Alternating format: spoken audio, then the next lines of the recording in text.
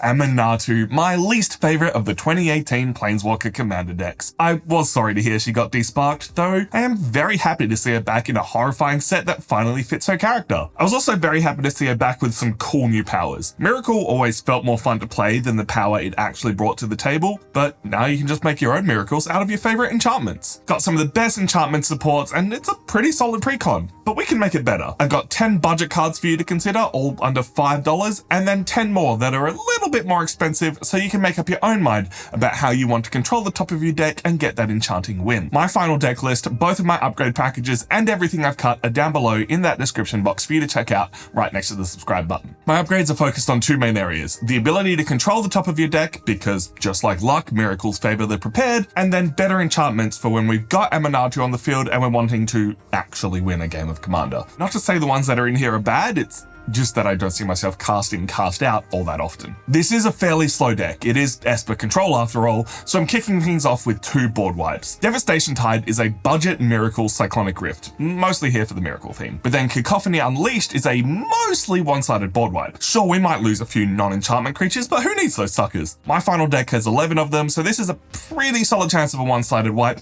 Even better if we then have Xur Eternal Schemer on the field to buff those we leave behind. Plus, Cacophony Unleashed has the upside of becoming a 6/6 menacing Death Toucher. How good it really ends up being is definitely conditional on getting it out for 3 mana though. The downside of this deck is that the whole focus is pulling off big spells for cheap, and without our commander on the field, that becomes a little tough for us. But Duskmourn isn't all doom, gloom, and demons. The house brings us the adorable Fox Glimmer. 2 mana, 2/3 that reduces enchantment costs and makes rooms a little easier to unlock. Banger and adorable, great combination, and led me to discovering the one Azorius Fox deck on EDH Rec, so congrats to whoever built that on your new value piece. But also screw you for running Grand Arbiter. I've thrown in 1 new room, Restricted Office/Lecture Hall. These new 2-for-1 enchantments are awesome. Modal Double Face, Split, Aftermath Adventure. I love the value that you get from 2-for-1 cards, and these have the upside of choosing what side to cast when. Many are obvious, left then right, but the choice is appreciated, especially when Aminatou is going to let us miracle cost either side. This means we can potentially hold up the Strong Must Die board wipe of the left side until we actually need it. Back on the side of expensively costed enchantments, we have Mind Stylation and Storm of Saruman. Each set will let us get some free value. Mind Stylation will let us cast our opponent's spells for free whenever they cast their first spell each turn. Sure, we might not get something good, but what if we do? And then Storm of Saruman will let us copy the second spell we cast each turn, letting us sequence things to just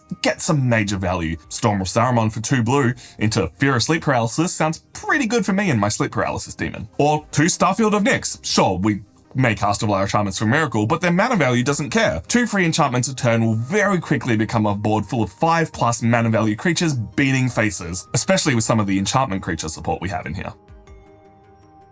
We round things out with Thassa, God of the Sea. Scry each turn to control our deck, and eventually we get a 5/5 with a win con attached. Unblockable creatures to swing in if for some reason we can't control the board in our favor in the ways a good Esper Mage should. But if that's not enough for you, we have a few extras that might cost a little bit more, but should probably be in here anyway. Like Sensei's Divining Top. I'm a little disappointed this didn't get a reprint in this deck, but the value here is just insane, letting us control the top of our deck for turns to come and card draw just when we need it. It's a CEDH staple and now ready for your miracles. And rooms aren't the only new enchantment addition in Duskmourn. Impending gives us Suspend, but we get immediate value. Overlord of the Flood Pits is my choice for this deck. 3 mana draw 2 and discard isn't amazing, but it's on the back of an eventual flying 5/4. Or we can just miracle into it and get all of that for just 2 blue. Meathook Massacre 2 is the other new card I've added. It's a little expensive, but the ability to just pay a little life and return anyone else's value creatures to our side of the field can very quickly turn a game around. I was very happy to see one with the multiverse in here. It's a solid reprint and has the 12 sweetest words in all of Magic, but we can do a little bit better. Omniscience lets us cast our spells freely from our hand. Big explosive plays usually save for the Green Mage, now ready for Esper with the cool cost of our commander on the field, and 4 mana. And if those get removed, then Black Market Connections will just let us pump out a few treasures, draw a few cards, and make a few creatures. There's always good choices and plays with this card on the field, hence its hefty price. Hallowed Haunting is going to give our creatures flying and vigilance to round out the game on the back of a few free spirits. It's a little harder to get online, but still an awesome card.